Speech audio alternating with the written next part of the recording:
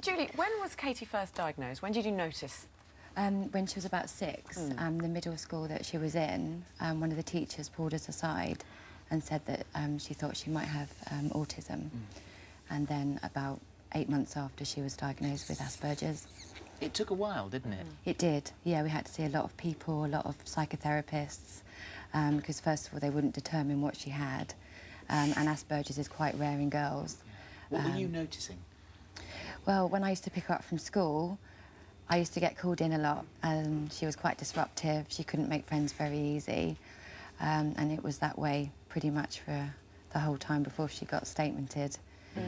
She was sort of seen as the naughty girl in class. But once she got the diagnosis, they were able to give her the help that she needed. How did you take the news?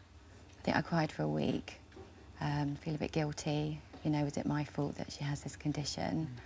And at the time, there was nowhere to research that I knew of. Girls with autism, everything was related to boys. But now Limpsfield have brought out a book, Emma's for Autism, and it's from a girl's perspective, which is amazing. So I think for people like myself or mums with girls with Asperger's, it's like a reference and you can relate to it a lot more.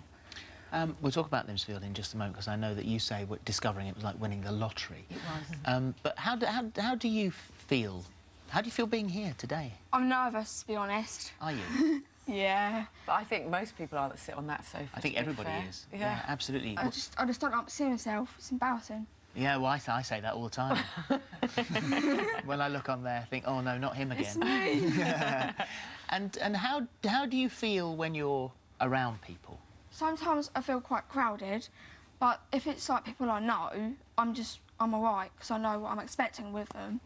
But if it's like, sometimes if it's boys, I get a bit obsessive and I stare at them and stuff. Yeah. And sometimes I fancy boys. Yeah, well, Yeah. And then I talk about them a lot. Well, you actually... You do have a boyfriend, If you text the boys, sometimes you're not quite sure how many times you should text them. No, I don't, because there was actually once when I had this boyfriend called Ben, and I'd sent him 72 texts in one day. Right, Wow. that's quite a lot, I isn't know. it? No, it wasn't a day, it was an hour. It was in an hour, an was hour. it? Yeah. Gosh, your thumbs must have been really working very, very hard. I get a bit too obsessed.